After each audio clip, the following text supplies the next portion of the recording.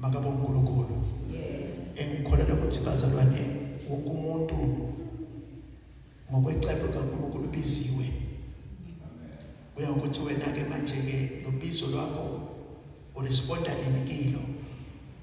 Abanye ke uNkulunkulu yabasiza baresponde basesebancane. Athi bakhuluma uJeremiah athi Nkosi wena wangazi ngisesesibelethweni sika mama. Yayibona nje into kaNkulunkulu ukuthi ihlele kanjani mfowethu uXolani. Singakakwazi thina singakakuboni makafika emhlabeni. Nobaba wakho makamazi. Nobaba wakho nomama wakho bangazi ukuthi ukuzwa kwakho emhlabeni yini uNkulunkulu akuhlelele yona. Athi uNkulunkulu athi uma abhala ke uJeremiah athi ke uNkulunkulu wangazi isakhiwa sesibelethweni. Wa escape izinto ezibhlungu, wa escape ukugula, wa escape noma umzali wakhe abona kunzima athi ngcono ke abotha ngenzeni kodwa ke wa survive. Waphunyuka ezingozini ngoba uNkulunkulu anecebo ngawe. Kwesinye isikhathi uphunyuke ku-generation lapho kuwe khona ama-drugs, environment okiyo igcwele ngama-drugs, bayafa ngapha nangafa bayawadla. Kodwa ke isandla sikaSimakade sibe phezu kwakho. Okunye udlule ezimeni ezinzima ezokushaya la empilweni. Ubonakala usehluleke abantu bakubiza ngamagama. Kodwa athi uPaul uMabhala athi uNkulunkulu wangikhetha ukuthi ngibe isitsha. Umbuzo wami uthi wangazi nini uNkulunkulu ukuthi ngisitsha. Ngicale ngaba inkinga ngahlupha ibandla. Ngahlupha umsebenzi kaNkulunkulu kodwa athi uNkulunkulu wayelazi icebo nempilo yami. Mayibonge Nkosi. Kunezinto bezalwane empilweni esingadlula kizo. Sisale thina sikubiza ngamagama, sikubiza ngalezo zinto. Kodwa ubhukule khona lapho. Makabonge uNkulunkulu. Kubuhlungu njalo kodwa uNkulunkulu akwethwale, uNkulunkulu akuvikele. Mayibonge Nkosi. Ngelilanga nokucabanga impilo kaMoses. Uthi uma ngabe bekungimi uNkulunkulu. Mayibonge Nkosi. Kuleyo season abafana babulawa noma kufikwa kodwa wena uNkulunkulu ngoba wazi ukuthi umono wakho ukhethile. Jesus. Umama kaMoses waba neqhele lokuthi umfana wami ngamvikela kanjani. Umama kaMoses waba necebo ukuthi anakhe ibhokisi. Akucabanga ukuthi uma ngabe bekunguwe kulelo bhokisi. Abanye abantwana bamenyiwe kodwa wena wakhele ibhokisi. Ngoba ukhethwa ngamazulu. Angwazi lokufula. Mhlambe wawunamabhubhe, wawunama-crocodiles. Izilwane ezithize izinyoni. Amen. Kodwa uMoses wandana. Amen. Ngelilanga ngamayikhuluma lento ngathi umzali wakho awumazi ukuthi udlulephi nawe. Ngesikhathi akususa athi uyokuhlalisa kamalume kwakuyisiphi isimo ebekabhekene naso. Buphi ubunzima le sacrifice abanayo empilo yabo. Amen. Bazalwane nakubheka uMoses ubizo lukaNkulunkulu. Lalifihlakele empilweni yakhe. Naye engazazi. Kodwa uyabonakala ngenyanga uma athola abantwana uGibhithe alwa nomntwana kaNkulunkulu. Wavuka into yasekhaya. Amen. Wazama ukulibalekela ubizo namfumana ehlala. Angazi ukuthi ihlane lapho yini, kuphi la uNkulunkulu nizohlangana khona. Sekahamba iminyaka uMoses. Nangaphosisi bakana 8 years. Umedibana nephiko kaNkulunkulu ehlala.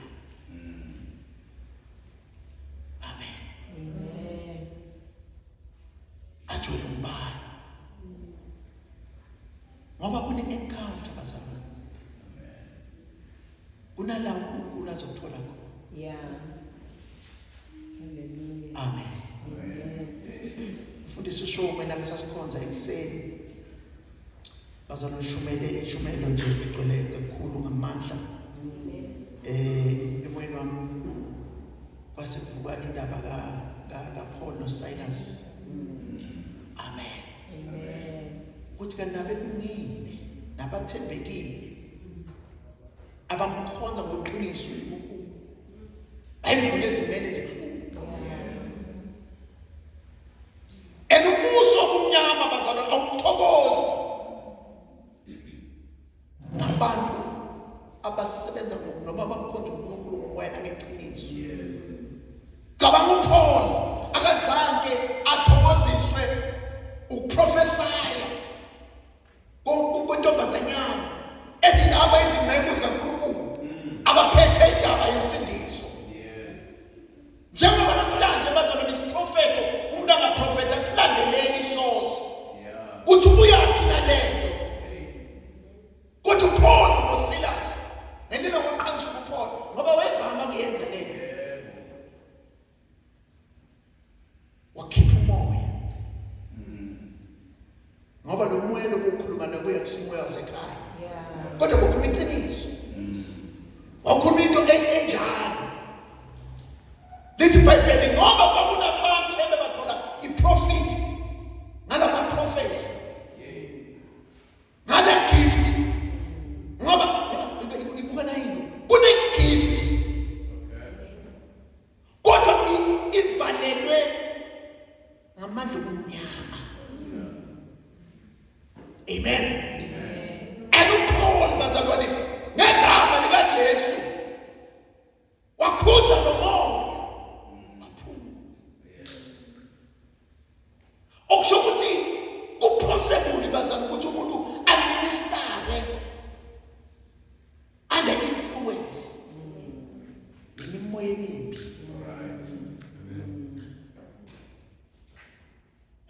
Uma thina singabantwana baNkulunkulu singaphoni ukuhlola ngabo athi uPaul hlola nabomoya.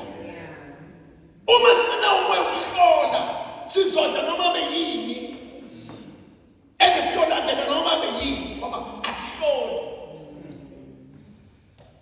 Kodwa indoda kaNkulunkulu ebeyizwe moya wakho ngiyisho lento mara ayisiyona lo moya olawo. Usho uyikhulumile izolo asibekisela wathi uma uphosa itshe ulo naleli itshe noma ulo nalophosa leli itshe. Amen. Uphola zangalo nentombazana kodwa waba nomoya ophakathi kwentombazana. Okusho ukuthi umunye ngakhuluma ngezilimi la but ungasizona izilimi zikamoya kaNkulunkulu. Verse Romans chapter 12 verse 2. Ningalingisi leli lizwe. Yazi ngithanda ngibheka ngalibheka ngenye indlela. uPaul ukhuluma ngezwe. Uthi ningalingisi. Kodwa namhlanje sinabantu abalingisa isonto. Abakwazi uku-understanda yonke isystem yesonto neprotocol nokukhuluma kwakhona nokwenza kwakhona, bangaguqulwa ingqondo yabo. Amen. Izithelo zokuphenduka zingakabi khona kodwa baya-imitate.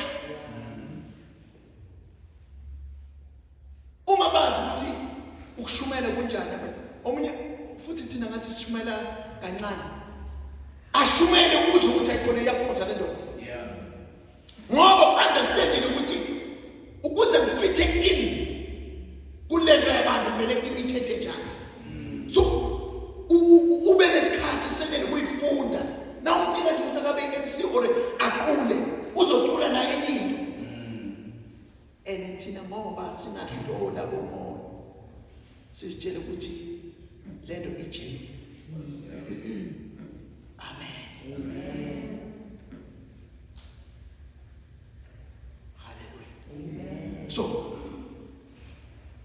Paul no Silas ngoba lapho hambo bazana lokukhona kunezinto esodibana nazo. Zilwa nani?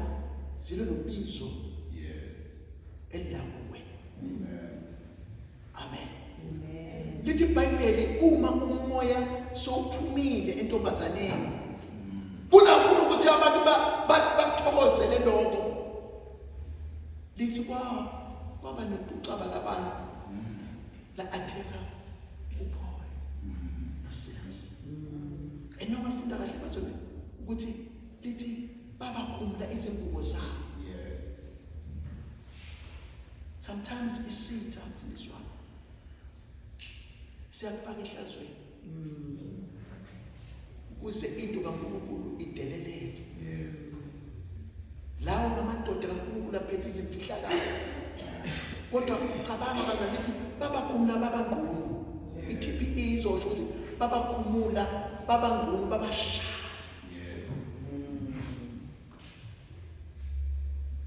Amen. Babashaya.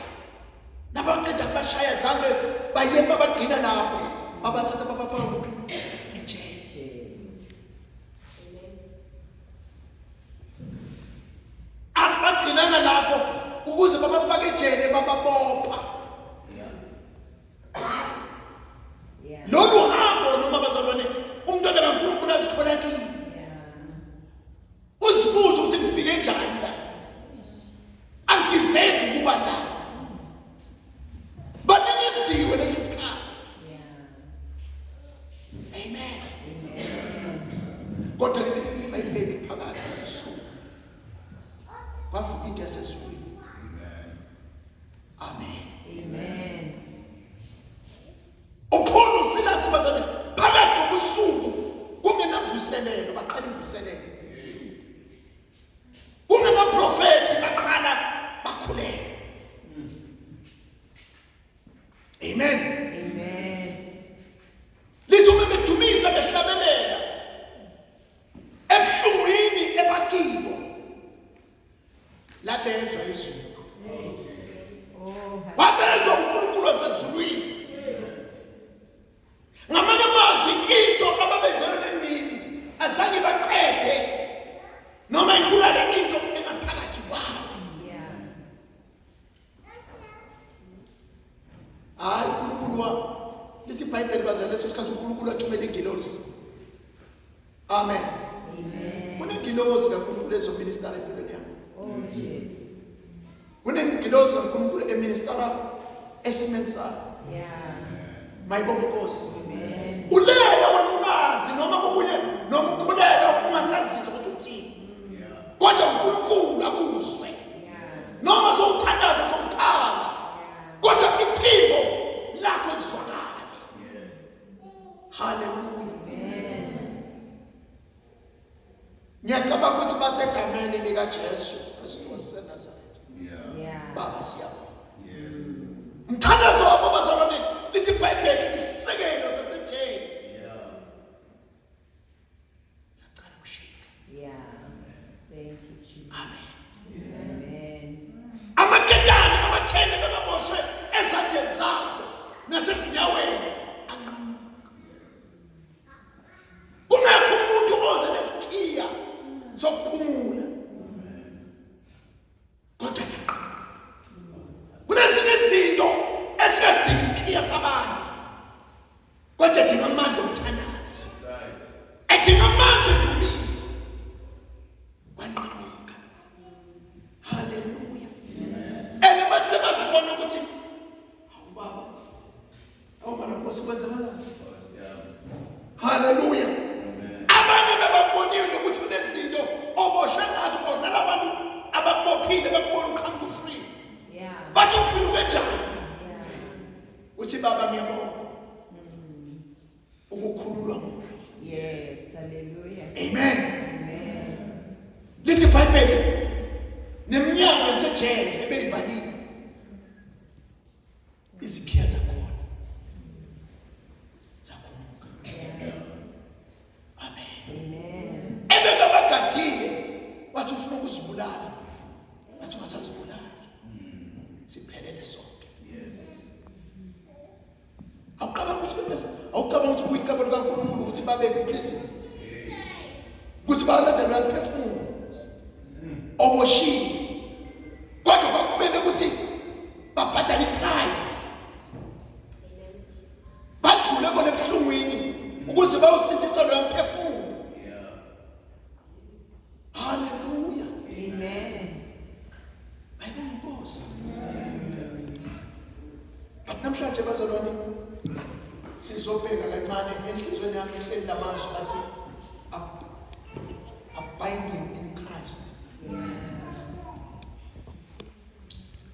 Amen.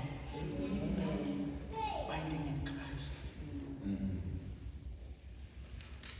Siyavama abazalwane ukubambelela ezintweni ezesonto, kodwa singakanamathekanga kuKristu.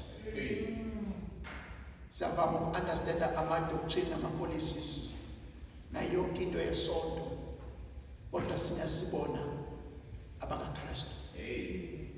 Siyavama ukwaziwa ngabantu, kodwa ke sinaziwe emazulwini.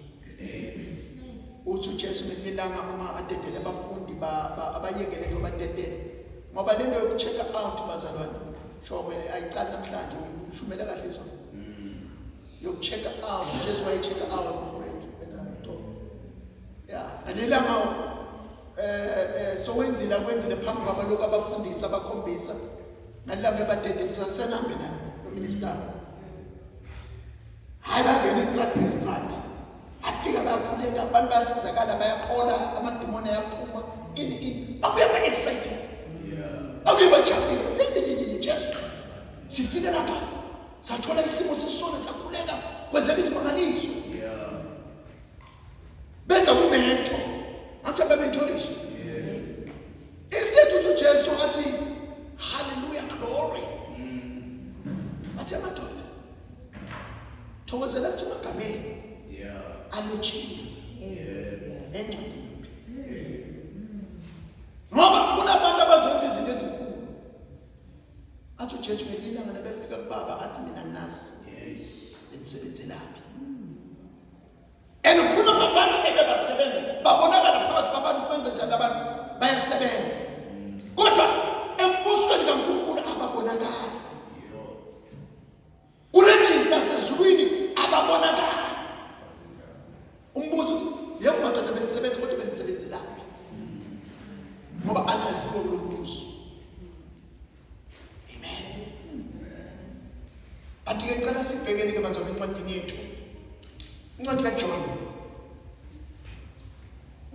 chapter 15 verse 1 to 6, and then sifunde lencwadi Galatians chapter 5, verse 16, and then spell about verse 17. Incwadi kaJohn chapter 5 sifunda from verse 1. Okay, so connect 7, sorry. Connect 7. Mamluwane sifundele or mamleya. Mamleya so first fundela musi. Chapter 15. John chapter 15 verse 1 to 5. I am the true vine and my Father is the husbandman. Every branch in me that beareth not fruit, he taketh away, and every branch that beareth fruit, he purgeth, that it might bring forth more fruit. Now you are clean through the word which I have spoken unto you. Abide in me and I in you, as the branch cannot bear fruit of itself, except it abide in the vine. No more can ye, except you abide in me. 5. I am the vine, you are the branches. He that abideth in me and I in him, the same bringeth forth much fruit, for without me you can do nothing.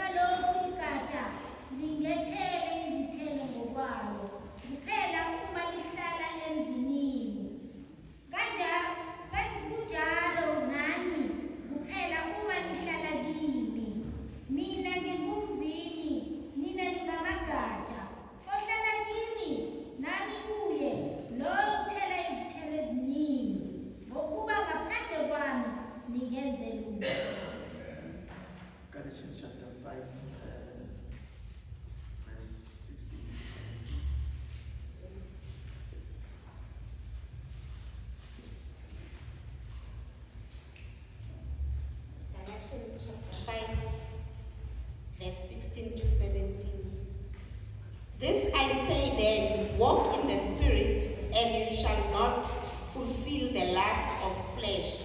For the flesh lusteth against the Spirit, and the Spirit against the flesh. And these are contrary to one another, so that you cannot do the things that you would. Kepha ngithi, hambani ngomoya, khona aniyikufeza izinkanuko zenyama. 17. Ngokuba inyama ikhanuka okuphambene nomoya, kepha umoya ukhanuka okuphambene nenyama. Ngokuba lezi zinto ziyabelana, ukuze ningenzi lokho enikuthandayo. Baba wethu onamandla entambama siyabonga. Usisa ke izwi lakho uNkulunkulu wamangcwele ngamandla kaMoya Engcwele namhlanje entambama lisaba ke Nkosi imbewu ephilako malwele emhlabathini Nkosi yamakhosi ovundile kuze uNkulunkulu wami umhle liqhume Baba lithele izithelo Baba egameni likaJesu alisoze ke Nkosi sami izwi lakho liphume lambase liphuma kusamakhosi namandla okuphilisa liphuma kusamakhosi namandla emvuselelo kwelihle igama likaJesu amen.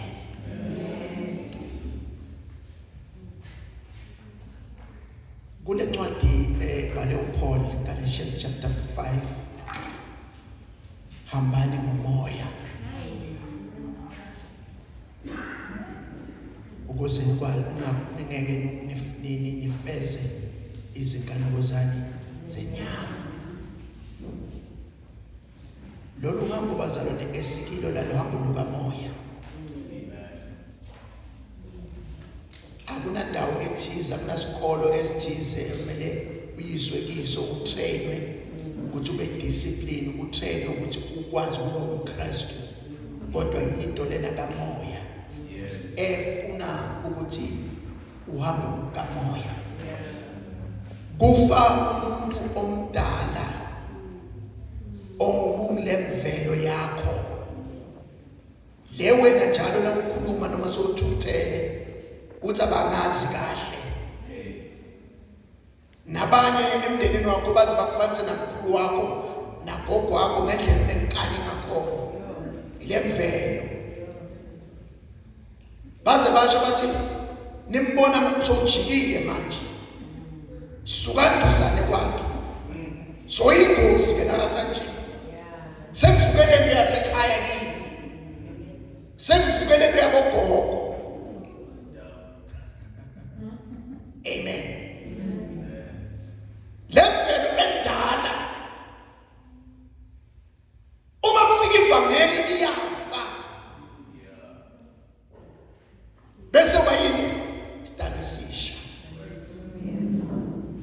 okuqala kwendlule akhonelana ukuthi abantu bakwazi ukuthi boyinkiye kangakanani lokushini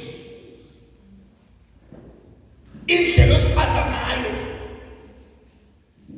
babuye babone noma sokuphethe iBhayibheli solo njalo ngoba izondo la kuye yababa nabo makhana nabakhona ukukhulumisa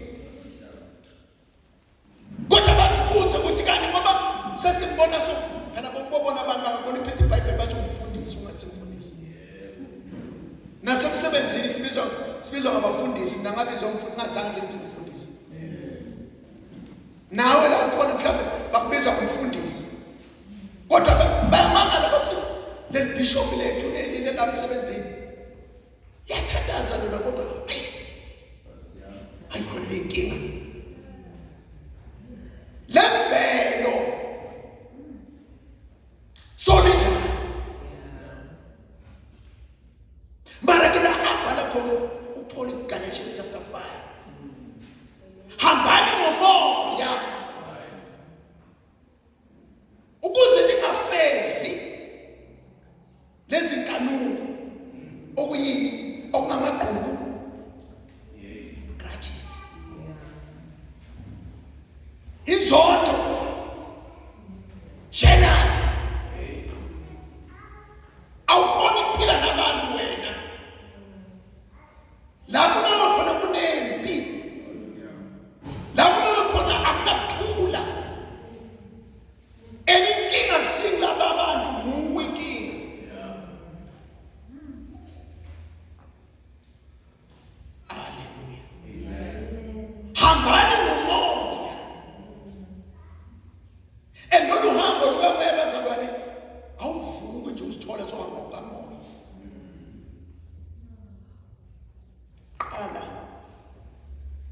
uzalwa kabusha.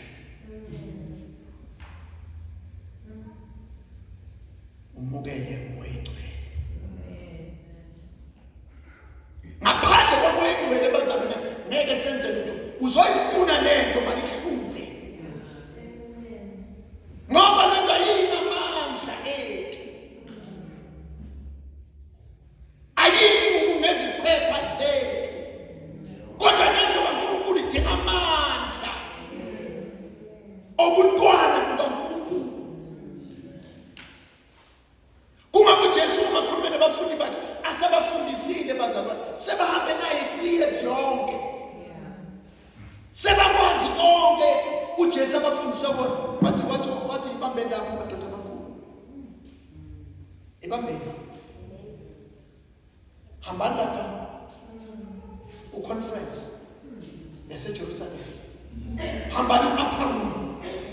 Nifike ningi ukwemukeliswa ini amandla.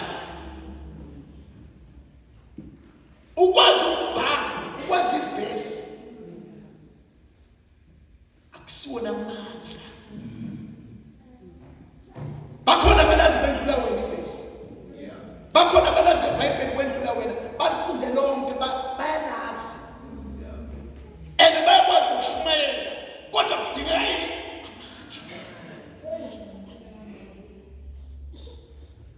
Ngiyakhona ukwenza konke ngaye uKristu Jesu ongithandani omphayini amandla. Lento kaNkulunkulu bengcwele ifuna amandla kakhulu. Ifuna abantu abathi inkosi ngiyakudinga. Abese ke uJesu chapter 15 John athi hlala nikini. Ngoba la mandla lenodingako atholakala lapha. Lolu hambo lobuKristu alidingi umuntu ozozihambela yena yedwa. Kodwa lidinga abantu abazohlala kuye. Uthi ngaphandle kwami ngeke wenze lutho.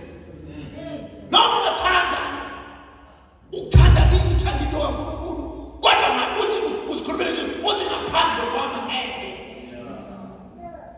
Wena unawo amandla okuhamba lolu hambo. Uma sikhuluma ngokuthi umuntu kumele amachore noma akhule awukwazi ukukhula ungekho kuKristu. Uma sithi umuntu kumele abe fruitful athele izithelo zokukholwa zobuntwana bakaNkulunkulu awukwazi ukuzenza lezi zinto ungakahlalanga kuphi kuye.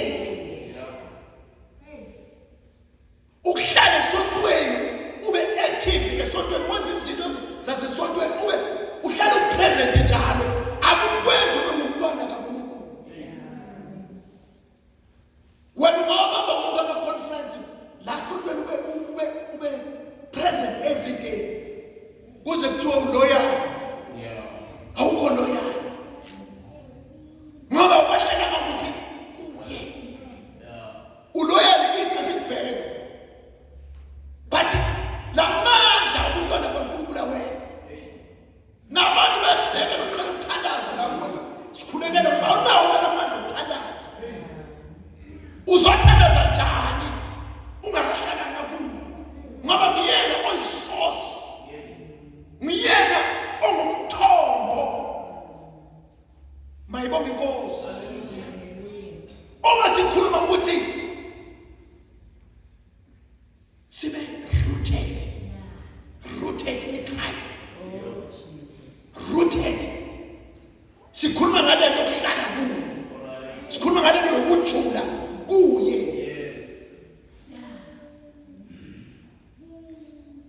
Ukuze sikwazi ukuba isibusiso nasebantwini sidinga senze njani sihlale kuye. Remain in me. Jesu lapho bazana ukhuluma nge-relationship yakho naye. Hlala kimi nami uzothembeka. Hlale kuye.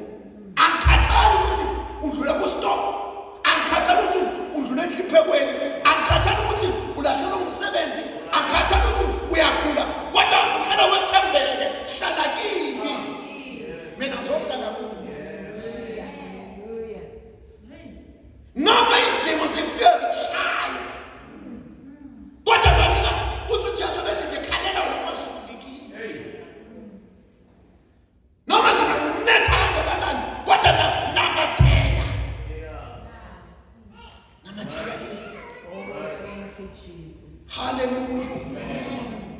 Noma ngihamba egogini lothunzi lokufa wena Nkosi unami. Baba mina nginamathele kuwe. Nawo mastorm ayishayile bengilimaza. Manje bonke igama lenkosi. Kunamasizini afikayo. Fika umoya omkhulu. Ushaya isihlahla bazalwane. Usilethise phansi isihlahla esikhulu. Sithi noma sesilele phansi. Ubona njalo amagatsha. Amanye athela izithelo silele phansi.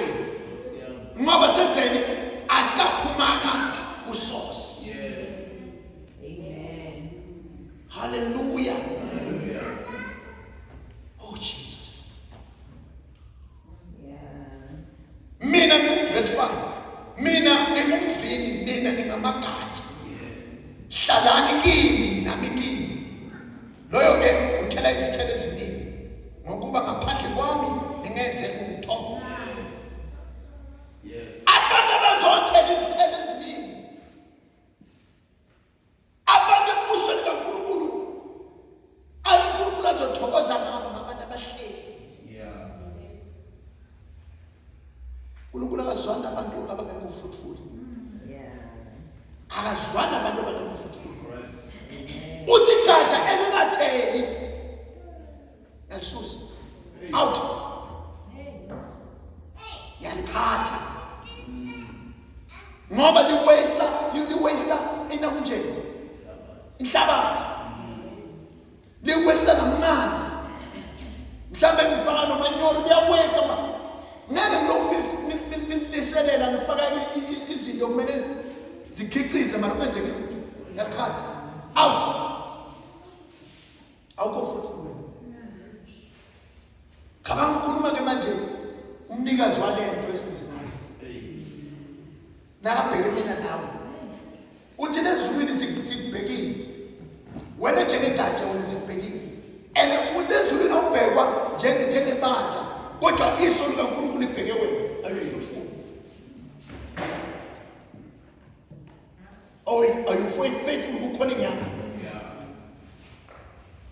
Ngabe uhamba ngokubiza uNkulunkulu abhizelelo.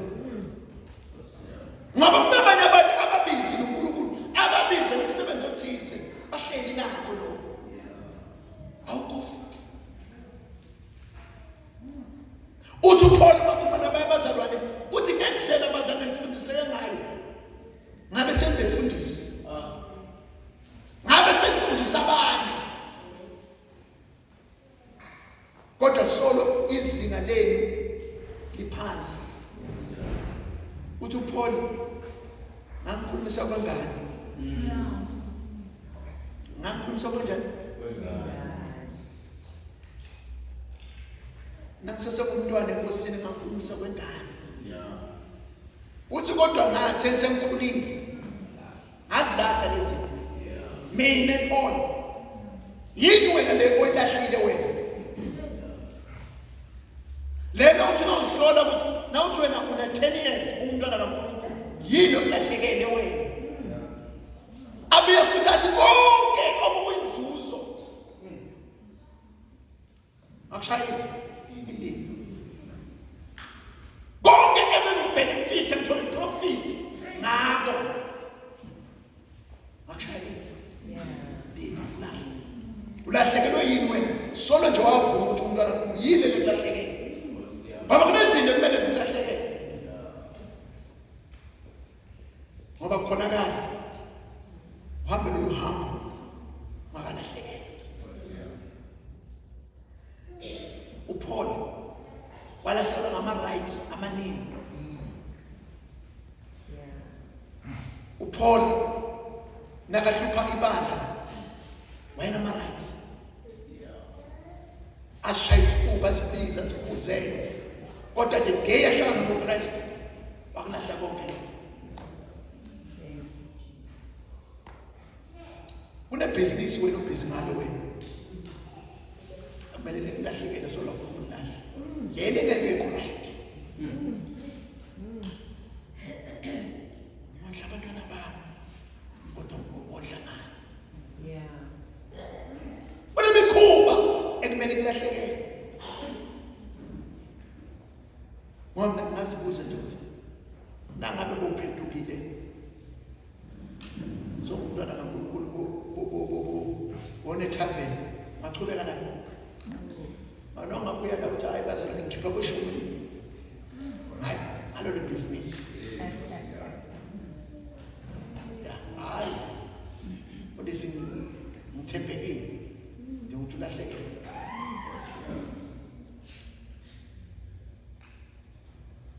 nyalo khona la ngiyabona la esibidini angithi bathole enye indawo engisaba nokubiza ngegama uma ngabe wena before uphendula ngithi uyirana nebhizinisi yokuthengisa ngalomzimba bese uyaqhubeka nayo so uphendukile so mazi uKristu lezi zinto zikulahlekela ngoba soyamazi uKristu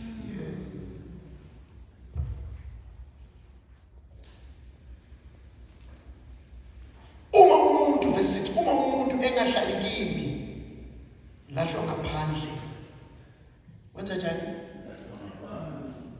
njengegatsha abune lawo magatsha bayawabutha baphonse empilweni ashe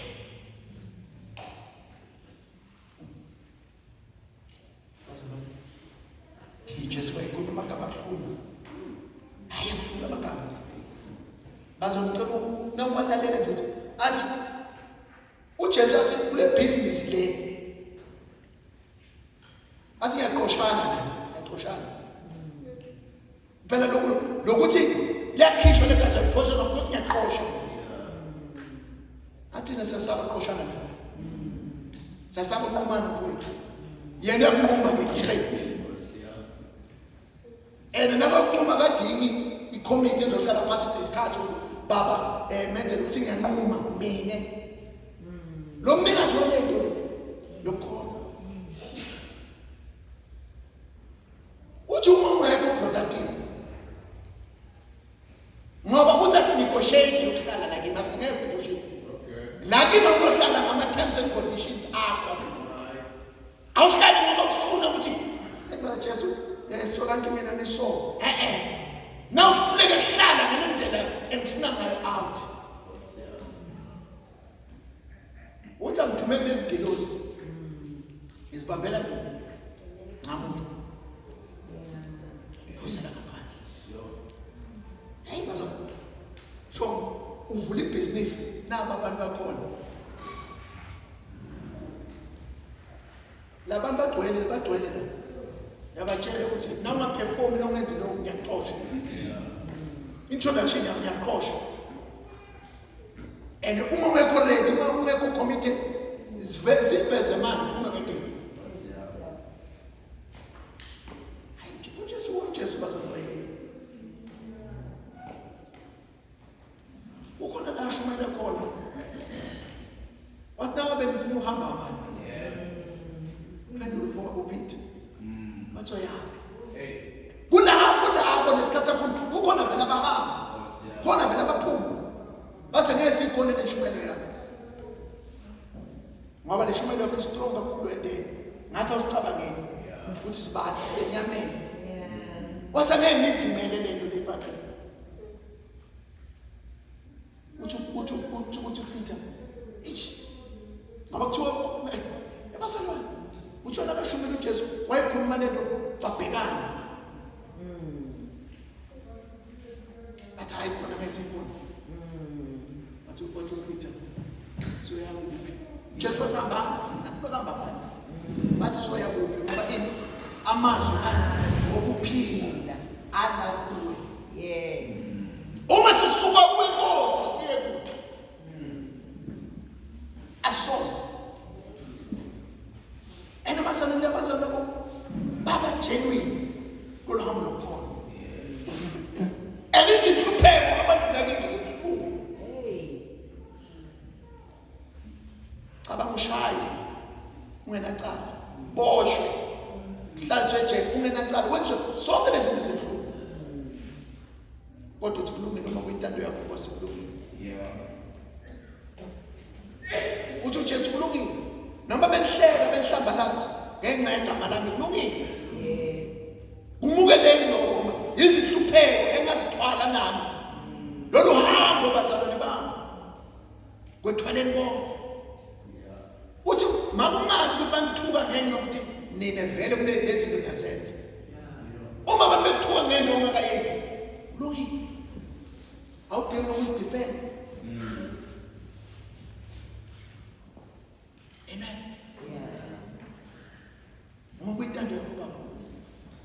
Noma ebuhlungu osilungile. Kodwa konke ngokubazaleni. Lokujula. Lokuba namakholwa strong. Akwenze kumlingo kubiza ukuthi bamehlale. Yes. Abese noqhubeka naye. Verse 7. Uma nihlala kini namazwi amahlala kini niyakukela enikuthandayo nekenzeka. Uma nihlala kini namazwi amahlala kini namazwi amabusa impilo yenu abe nakini kube impilo yakho kube isiko impilo yakho nokela konke nenzeka ngoba lamazwi athola indawo ahleli lamazwi kaNkulunkulu athanda afika abese athi senihlanzekile ngezwi ekhulume sifike kuJesu singcolile sifike isimilo sethu singekho right sibambi kodwa kuthi uJesu ngokuhlala kwenu kini laqhubeka izwi lalilungisa sashintsha isimo senu yashintsha ingqondo yenu. Amen. Senihlanzekile ngezwi ngilikhulumile le izwi kaNkulunkulu baze liyageza liyakugeza liyakubulisisa awukwazi wena ukuba sekukhoneni kaNkulunkulu solo unjani lensila yezolo lensila yemikhuba ethize uma sokungene ezwini uyagezeka.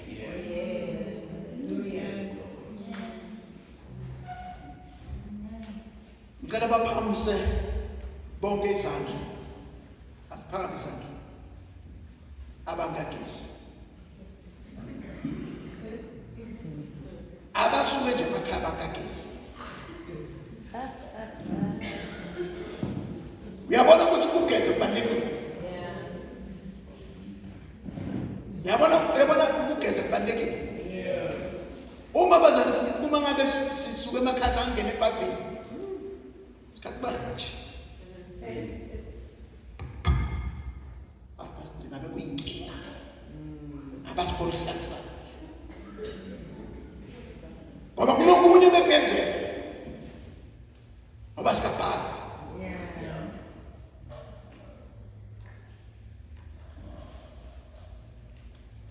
Cabanga lapha kuNkulunkulu ukuthi sikujesu sigezwe.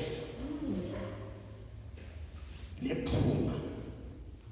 Esibiya ngalezonweni. Lisuke. Uthi upholi ibani iphunga elimnandi. Awusoze abe nephunga elimnandi uma kagezwa izwi. Soze.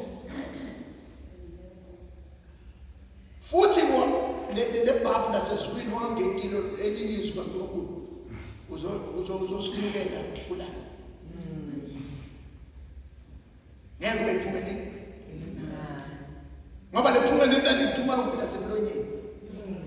Ezibhayibheli bangabe khona izwi nelibonile eliphuma kuphi. Wayibona lelwimi lapho liqhele kangaka. Ngolini manje.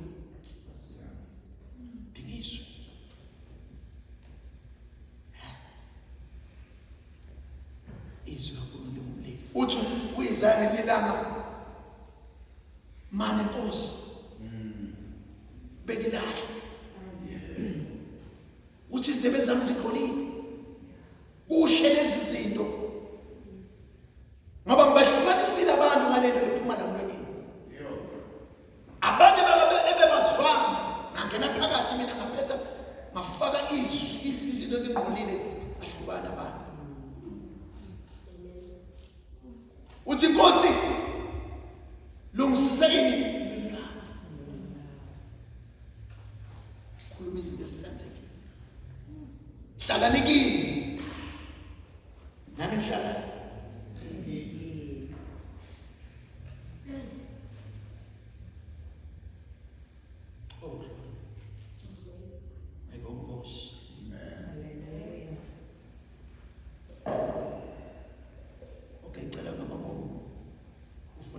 sikhona la chapter 15 verse 8 ubaba uyakhazimulizwa ngalokho ukuba nithele izithelo eziningi nike ngabafundi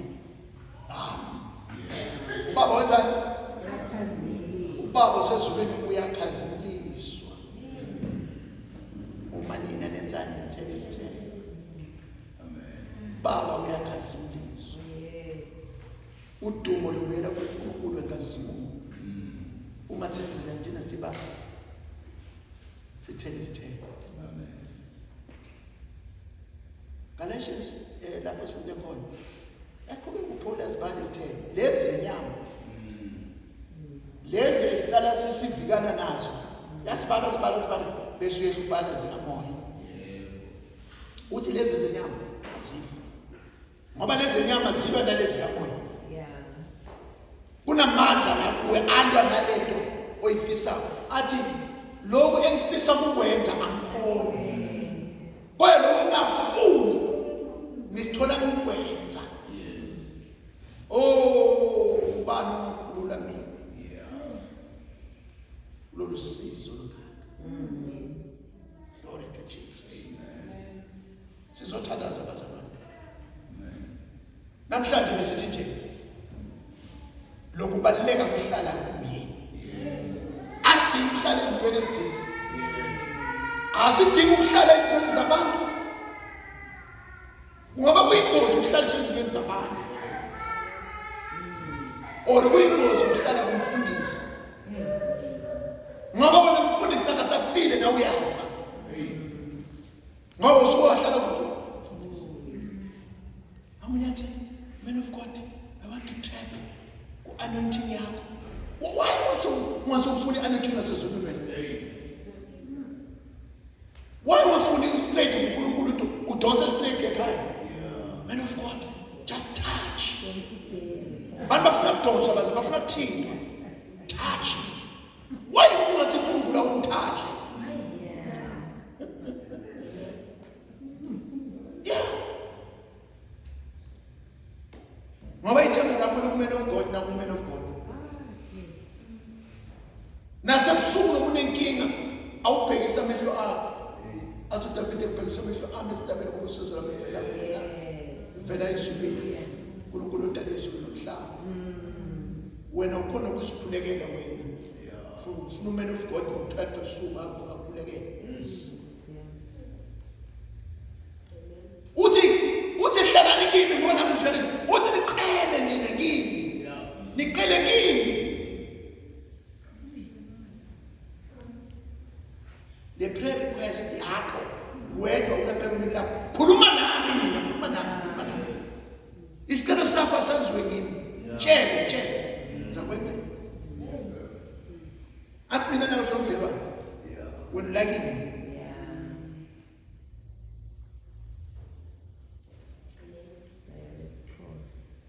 yes but yaqhamuka le communication yakho nobaba ufana negatsha lihambe lome yebazalwane kuyakhonakala ukuthi sinathi sikhuluma nje sithi kuneshumela yakashongo ube wena wahamba noNkulunkulu enewazi amandla kaNkulunkulu enesazi isandla sikaNkulunkulu wena sokufana negajelo lini usukile.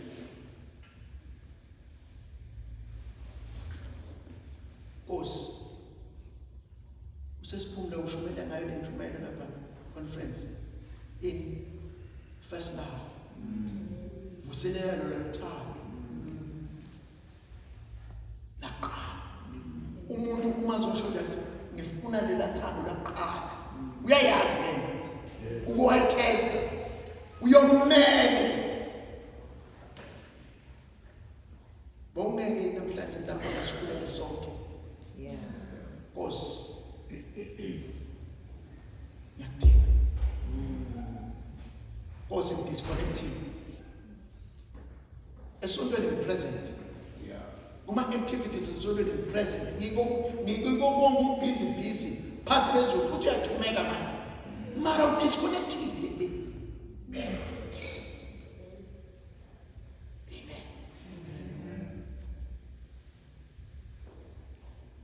Mayibonge Nkosi. Amen. Sizothandaza. Khalela nje kubuyisela endaweni. Wawuthandaza wena, wawunazi insuku zokuzila ukudla. Wawunamathuba okukhuleka ngesikhathi sakho. Ungaqhumananga nabanye abantu. But zilahlekile lezi awusasethi. Masayina ukuthi wena disconnected. My God. Let us pray. Sure. I'll put it in.